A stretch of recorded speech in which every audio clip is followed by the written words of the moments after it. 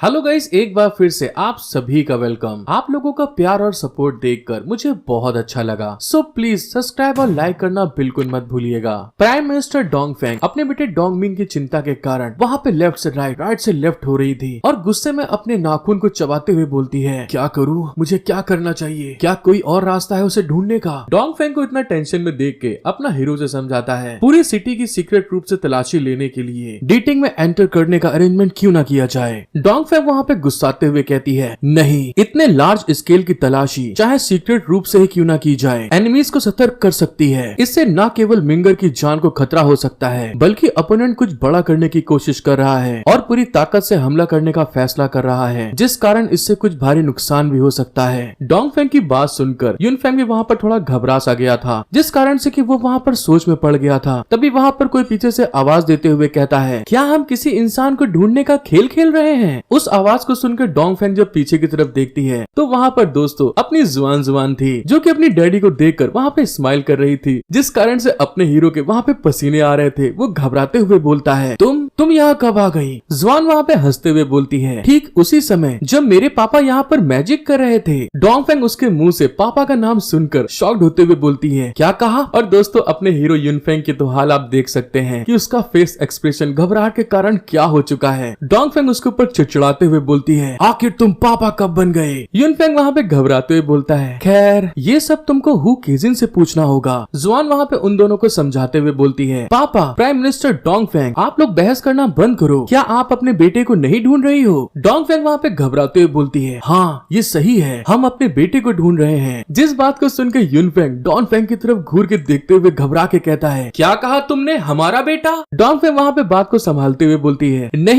वो मेरा बेटा है। लेकिन जिस तरह से वो ब्लश कर रही थी उससे समझ में आ रहा है दोस्तों आखिर मामला क्या है। साथ ही वो जुआन को समझाते हुए बोलती है, प्रिंसेस जुआन तुम गलत हो, वो मेरा बेटा है। जुआन वहाँ पे प्राइम मिनिस्टर से बोलती है, हम फॉक्स डीमन और वुल्फ डीमन अपने पेरेंट्स को उनकी महक से पहचान सकते हैं, चाहे दूसरे लोग बाप बेटे हो या मॉम या उसका बच्चा हो, हम इसे बहुत सटीकता से उसकी महक से पहचान सकते हैं। जुआन की इस बात को सुनकर तो अब उन दोनों के चेहरे पे दोस्तों पसीना छूट रहा था। युनफेंग प्राइम मिनिस्टर डोंग की तरफ घूर के देखते हुए चिल्ला के बोलता है, अरे यहाँ क्या हो रहा है, मुझे कुछ भी याद क्यों नहीं आ रहा है। डोंगफेंग, तुमने मुझे पहले क्यों नहीं बताया इन सब चीजों के बारे में। डोंगफेंग वहाँ पे फ्रीज हो चुकी थी, ब्रश करते हुए युनफेंग को कोई रिप्लाई नहीं दे पा रही थी, लेकिन फिर वहाँ पे गुस्से में चिल्ला के बोलती है, मैं खुद से तुमको इस चीज के बारे में नहीं बता सकती थी। इसी के साथ हमारा सीन शिफ्ट होके उस टाइम पे चला जाता है जब एक बार डोंगफेंग और युनफेंग दोनों एक मिशन पे थे। डोंगफेंग हमें उस पल के बारे में बताती है, 18 साल पहले तुम और मैं ब्लडी बैटल लड़ने के लिए साथ में गए हुए थे ताकि हम अपने फ्यूचर को शांतिपूर्ण बना सकें। एक बार एनिमीज मिलिट्री की खुफिया जानकारी का पता लगाने के लिए तुम और मैं एनिमीज के एरिया में काफी अंदर तक चले गए, लेकिन ज्यादा अंदर जाने के बाद हमको पता चला कि वहाँ पर ये सब कुछ बस हमें फंसाने के लिए करा गया था। हम वहाँ पर उनके जाल में फंस चुके थे और तभी वहाँ पर अचानक से एक एराई फॉर्मेशन एक्टिवेट हो गया था जिसने हमें चारों तरफ से घेर लिया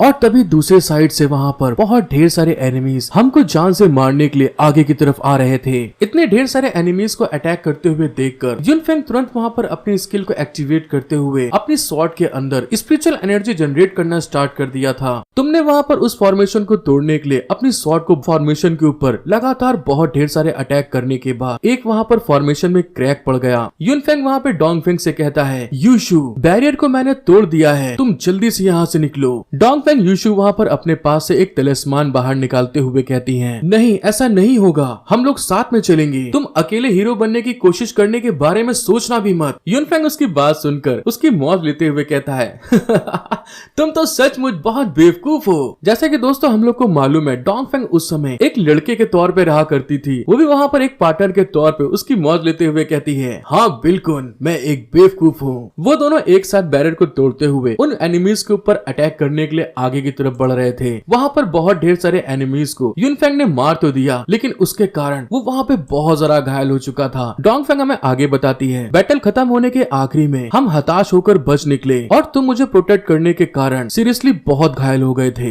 एक बार के लिए तो मुझे ऐसा लगा कि तुम मर जाओगे, जिस चीज के कारण मैं वहाँ पर बहुत ज्यादा घबरा चुकी थी। जब डोंगफेंग इस चीज के बारे में बता रही थी, दूसरे साइड में हमें युनफेंग के हाल दिखाते हैं, जो उसका एनिमी था। जैसे युनफेंग ने उसकी छाती के ऊपर अटैक करते हुए अपनी तलवार को घुसेड़ा था, उसके एनिमी ने भी उसके पेट में तलवार घुसेड़ दी थी। ऐसा होने के साथ में ही युनफेंग के मुंह से भल्ले से खून निकलता है। डोंगफेंग उसके ऐसे हाल को देख के घबराते हुए चिल्ला के बोलती है, तुम बेवकूफ, तुमने अपनी जान को खतरे में डालकर मुझे क्यों बचाया? मुझे तुम्हारे मदद की कोई जरूरत नहीं है। फिर हमारा सीन शिफ्ट होके एक गुफा पे आ जाता है, जहाँ पे डोंगफेंग बड़ी मुश्किल से युनफेंग को उस गुफा में बारिश से बचाते हुए ले आई थी। युनफेंग बहुत जरा घायल हालात में डोंगफेंग से कहता है, मैं ऐसा नहीं कर पाऊंगा, तुमको यहाँ से चला जाना चाहिए, खुफिया जानकारी को वापस ले जाओ। युनफेंग की बात सुनकर डोंगफेंग यूशु वहाँ पर बुरी तरह बिलक बिलक के रोते हुए चिल्ला के बोलती है, नहीं, तुम्हें धीरज रखना होगा, मैं तुम्हें मरने नहीं दूंगा। क्या तुमने मेरी बात सुना? लिंग युनफेंग, तुम बेवकूफ हो। युनफेंग वहाँ पे बहुत घायल होने के कारण करारते हुए बोलता है, पापा, मम्मी, मेरी छोटी बहन, मैं तुम्हारे पास आ रहा हूँ। युनफेंग की इस तरह के हालात को देखकर डोंगफेंग यूशु इतना ज्यादा टूट जाती है कि उसको खूब कस के गले लगाते हुए बिलक के रोते हुए बोलती है, तुम बेवकूफ हो, कम से कम आखिरी में मैं लिन फैमिली के लिए एक वारिस चाहती हूँ। डोंगफेंग यूशु अब अपने असली रूप में आते हुए तुरंत अपने बालों को खोलती है, और वहाँ पर दोस्तों बाल खोलने के बाद में डोंगफेंग यूशु अब वारिस कैसे लिया जाता है वो तो आप लोग को मालूम ही है। जिस बात को प्रेजेंट में जानने के बाद में युनफेंग की आंखें तो फटी की फटी रह गई थी। बेचारा वहाँ पे बिल्कुल फ्रीज सा हो चुका था। फिर थोड़ी देर बाद घबराते हुए चिल्ला के बोलता है, हे, तुम मेरा फायदा उठा रही हो। मैंने सोचा था कि तुम मेरे भाई हो। जब मैं मरने वाला था तब तुम मेरे साथ में बाजाबाजी कर रही थी। उसके इस तरह के इल्जाम को सुनने के बाद डोंगफेंग यूशु उसके ऊपर गुस्से में चिल्ला के बोलती है, किसको पता था कि तुम्हारे पास कॉकरोच जैसी ताकतें हैं? साला इतना मरने के हालात में पहुंचने के बाद अपनी बॉडी को रीजनरेट कर लिया तुमने, और तुम्हारा दिल गलत जगह पर है। मैं बस एक पल के लिए भावुक हो गई थी और तुम्हारे लिए एक वारिस छोड़ना चाहती थी।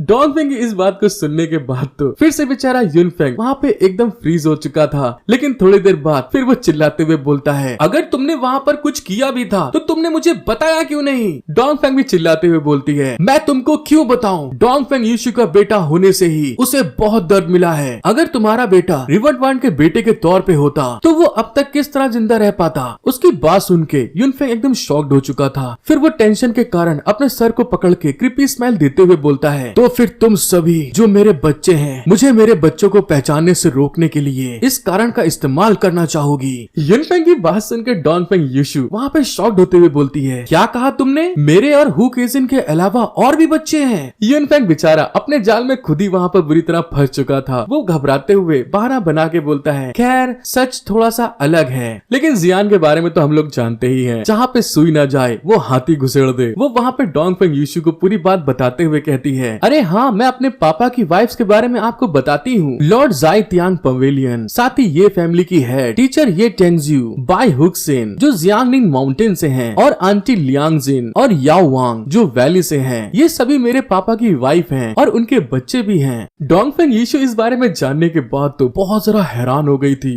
वो घबराते हुए बोलती है, ये तुम क्या बोल रही हो? दूसरे साइड में युनफेंग को दिखाया जाता है, क्योंकि दोस्तों वो डोंगफेंग से बहुत घबराता है। उसको वहाँ पे एक झटका लगता है, उसके मुंह से खून निकल आया था। वो घबराते हुए अपनी बेटी से बोलता है, जुआन मेरा समय आ गया है और तुम अभी भी परेशानी पैदा कर रही हो। वो वहाँ पे थोड़ा और मसाला डालते हुए बोलती है, आंटी डोंगफेंग, क्या ये डोंगफेंग जो मेरा भाई है, इस मामले में बातचीत करने का समय नहीं है? डोंगफेंग वहाँ पे घबराते हुए बोलती है, हाँ तुम सही बोल रही हो। युनफेंग, मुझे बताओ कोई और तरीका है अपने बेटे को बचाने का? युनफेंग वहाँ पे सोचते हुए बोलता है, मुझे क्या करना चाहिए? लेकिन उतने में जियांजन अपने पापा से बोलती है, पापा, मैं लोगों को ढूंढना सबसे ज्यादा पसंद करती हूँ, इस मामले को मुझ पर छोड़ दो। डोंगफेंग उसकी बात सुन के खुश होते हुए बोलती है, सच बताओ, क्या तुम्हारे पास मिंगर को ढूंढने का कोई रास्ता है? जुआन वहाँ पे खुश होते हुए बोलती है, मेरे पास इनफिनाइट चार्म है। युनफेंग तुरंत उसके हाथों को पकड़ के खुश होते हुए बोलता है, मुझे बताओ क्या करना है, तुम्हारे पापा तुम्हारी सारी बात सुनेंगे। इस बात को जानने के बाद डोंगफेंग तुरंत कहती है, तुम लोग जल्दी जाओ, मैं यहाँ तुम लोग के प्रोग्रेस का इंतजार करूंगी और किसी भी समय रिसोर्स भेज दूंगी। यूनफेंग अपनी बेटी को गोद में उठा के बड़े प्यार से पूछता है, मेरी छोटी गुड़िया तो मुझे बताओ पहले कहाँ जाएं? जुआन वहाँ पे उंगली से इशारा करके बताती है, बेशक हम लोग सिटी गेट पर जाएंगे जहाँ से हम आए हैं। उसके ऐसा कहने के साथ में ही तुरंत यूनफेंग वहाँ से दोस्तों टेलीपोर्ट हो जाता है। दूसरे साइड में डोंगफेंग यीशु घबराते हुए बोलती है, मिंगर मैं आशा करती हूँ तुम ठीक होगे। हमारा सीन शिफ्ट होके सिटी गेट पे आ जाता है जहाँ पर यूनफेंग अपनी बेटी को लेके आ गया था। जुआन अपने पापा के कान में बोलती है, पापा कुछ टाइम के लिए आपको सब कुछ रोकना चाहिए। अपनी बेटी की बात को समझते हुए वो टाइम को फ्रीज करने वाली टेक्निक का इस्तेमाल करता है और जितने भी लोग आसपास खड़े हुए थे वो सारे के सारे वहाँ पर जम से गए थे, रुक जाते हैं। यूनफेंग उस गार्ड की तरफ धीरे से जाता है और उसको वहाँ पर उसके सर पे फिंगर रख कर रिलीज कर देता है। ऐसा होने के साथ में ही जैसे वो इधर उधर देखता है, बहुत ज्यादा शॉक्ड होते हुए कहता है, अरे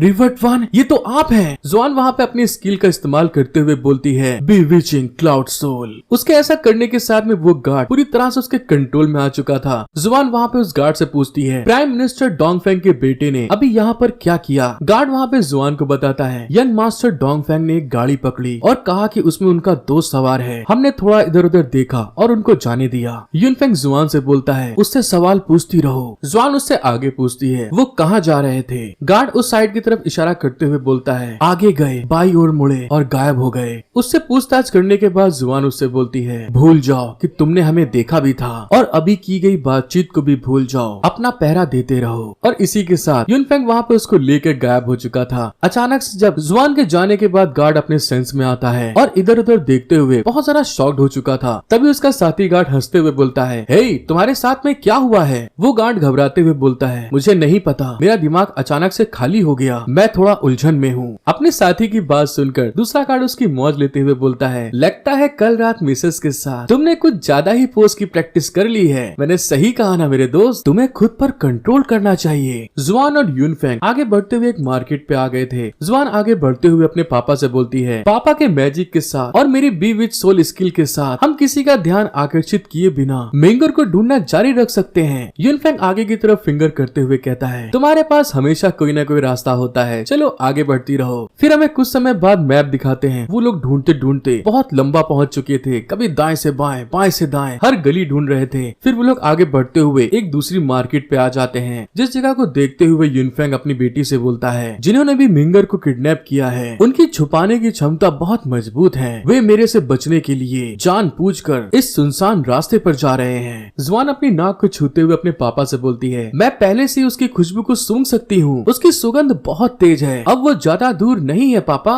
यूनफेंग इस बात को जानने के बाद बहुत सारा एक्साइटेड होते हुए बोलता है, ये तो बहुत बढ़िया बात है, जल्दी करो, आगे बढ़ो, सही रास्ता दिखाओ मुझे। जुआन वहाँ पे अपनी नाक का इस्तेमाल करते हुए एक साइड से उंगली से दिखाते हुए कहती है, उस जगह पर हम जल्दी वहाँ पहुँच जाएंगे। पापा चलो, गायब हो जाते हैं। वो लोग जब आगे बढ़ते हैं तो ये फैमिली के क्लोज शॉप पर पहुँच गए थे। उस शॉप को देखते हुए यूनफेंग हैरान होकर बोलता है, अरे ये तो ये फैमिली का क्लोज शॉप है, यहाँ आखिर चल क्या रहा है? जुआन भी अपने पापा से पूछती है, पापा ये तो आंटी ये की शॉप है ना? यूनफेंग अपने बेटे से बोलता है, चलो चलते हैं, देखते हैं क्या हो रहा है। वो लोग इनविजिबल होते हुए उस जगह पर आगे की तरफ बढ़ते हैं। गार्ड को आराम से पार करते हुए उस शॉप के अंदर चले गए थे। वो लोग मिंगर के महक का पीछा करते हुए जब एक जगह पहुंचते हैं तो मिंगर बैठा हुआ वहाँ पर कल्टीवेशन कर रहा था और अचानक से यूनफेंग अपनी टेलीपोर्टेशन स्किल का इस्तेमाल करते हुए मिंगर के सामने आकर खड़ा हो गया था। जुआन वहाँ पे नीचे उतर के बड़ी रंगबाजी में बोलती है, हमने उसे ढूंढ लिया पापा, मैं कमाल की हूँ। अपनी बेटी को दुलार दिखाते हुए यूनफेंग भी उससे बोलता है, हाँ तुम्हारा बहुत बहुत शुक्रिया, तुम बहुत अच्छी हो। और फिर इसी के साथ यूनफेंग आगे बढ़ते हुए अपने बेटे के सर के ऊपर फिंगर रखते हुए उसको रिलीज करता है। इसका मतलब तो ये हुआ यूनफेंग ने यहाँ आने के बाद अपनी वही टाइम रोकने वाली स्किल का इस्तेमाल किया था। मिंगर वहाँ पे अपनी आंखें खोल के सामने की तरफ देख के हैरान होते हुए बोलता है, रिवर्ट वन आप यहाँ पर आ गए। यूनफेंग उसकी बात को सुन के हैरान होते हुए बोलता है, तुम जानते थे मैं यहाँ पर आऊंगा, तुम मेरा ही इंतजार कर रहे थे। मिंगर यूनफेंग को बताता है, मैं फंस गया था, इसीलिए मैं एक मौके की तलाश में था। मैं आज सुबह सिटी गेट पर आपसे मिला और मैंने आपको बधाई देने का मौका लिया। मुझे पता था मेरी माँ आपको ढूंढते हुए आएगी, केवल आपके पास ही मुझे ढूंढने का कोई रास्ता होगा। उसकी इस बात को सुन के जुआन मुंह फुलाते हुए कहती है, तुम बेवकूफ, अगर मैं ना होती तो पापा तुम्हें कभी नहीं ढूंढ पाते।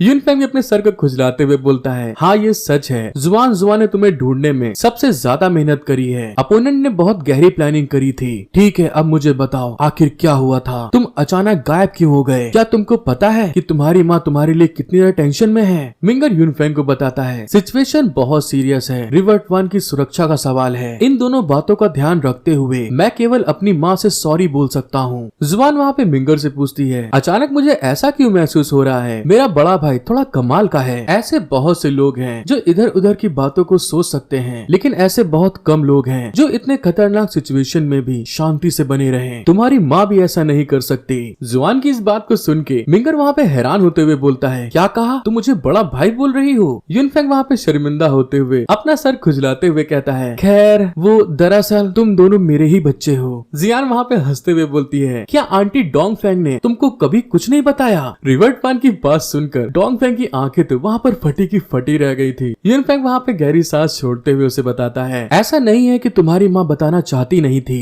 लेकिन जैसे ही कुछ आगे बोलने वाला था वो वहाँ पर टॉक टू हैंड का साइन बनाते हुए बोलता है, बस यहीं पे रुक जाइए, वो हमार मॉम और हमार बीच का मामला है, तुमको पढ़ने की जरूरत नहीं है। मिंगर वहाँ पे बड़ी मुश्किल से अपने आप को शांत करता है, फिर वहाँ यूनफेंग से बोलता है, मैं माँ के अच्छे इरादों को समझ सकता हूँ, अगर कभी नाराजगी का कोई निशान था तो वो अब गायब हो गया है। इस बात को जानने के बाद अपने बेटे की इस तरह की समझदारी देखकर यूनफेंग उसके कांधे पे हाथ रख के शाबाशी देते हुए बोलता है, अरे वाह, तुम तो सचमुच बहुत कमाल के हो, तुम चीजों को बहुत जल्दी समझ लेते हो। मिंगर वहाँ पे यूनफेंग से बोलता है, रिवर्ट वन, लेकिन यूनफेंग उससे हंसते हुए कहता है, क्या मुझे अपना एड्रेस नहीं बदल लेना चाहिए? दोस्तों यूनफेंग ने पता बदलने की बात इसलिए करी क्योंकि वो उसको रिवर्ट वन बोल रहा था, जिस बात को सुनने के बाद मिंगर वहाँ पे हंसते हुए बोलता है, फादर, सबसे पहले मैं प्रेजेंट की सिचुएशन के बारे में बात करूंगा। सबसे पहले मुझे मारने के लिए एक ट्रैप को बिछाया गया। उसकी बात को सुनने के बाद तो यूनफेंग और जियान दोनों के दोनों घबराते हुए कहते हैं, क्या ये क्या बोल रहे हो तुम? वो उनको आगे बताता है, कुछ दिनों पहले जब मैं एक डिबेट में पार्टिसिपेट ले रहा था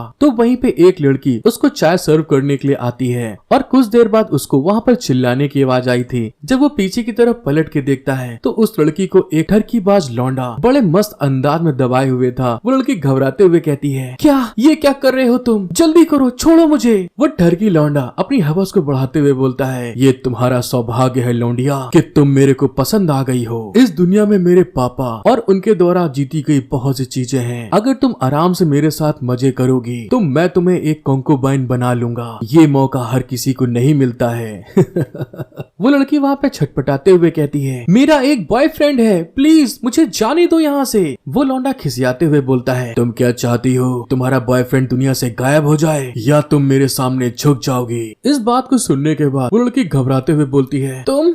वो जैसे ही कुछ आगे बोलने वाली थी तभी अचानक से वो उस ठरकी लौंडे की बॉडी के ऊपर से अचानक से डिसअपीयर हो जाती है। वो लौंडा समझ नहीं पाता और इधर उधर देखता है तो मिंगर उसको बचाकर अपनी तरफ ले आया था। साथ ही वहाँ पर चाय पीते हुए उससे कहता है, तुम सबसे पहले यहाँ से जाओ। वो लड़की उसका एहसान मानते हुए उसको ग्रीट करके कहती है, यंग मास्टर डोंगफेंग, आपका बहुत बहुत शुक्रिया। फिर तुरंत वहाँ पर भागते हुए उस डिबेट रूम से निकल जाती है। दूसरे साइड में वो ठरकी लौंडा बहुत जरा गुस्साते हुए चिल्ला के बोलता है, डोंगफेंग मिंग, क्या तुम मेरे अच्छे खासे मूड को बर्बाद कर रहे हो? ऐसा मत सोचो कि सिर्फ इसलिए तुम्हारी माँ प्राइम मिनिस्टर है तुम मुझे दबा सकते हो। मेरे पापा भी एक ग्रेट कंट्रीब्यूटर हैं। उसकी इन सारी बातों का डोंगफेंग मिंग के ऊपर कोई असर ही नहीं पड़ रहा था। वहाँ पे वो चाय की चुस्कियां लेते हुए उससे कहता है, रिवर्ट वन के द्वारा बनाए गए इस देश का उद्देश्य एक पीसफुल और अनसप्रेस्ड देश बनाना है। मेरी माँ और मेरे पापा ने भी उनके इस बात को मानते हुए अपनी जिंदगी को खतरे में डाला। शांति स्थापित होने के बाद कुछ लोग अपने असली इरादों को कैसे भूल जाते हैं? या फिर तुमको ऐसा करने से तुम्हारे पापा के चेहरे को गंदा करने का डर नहीं लगता?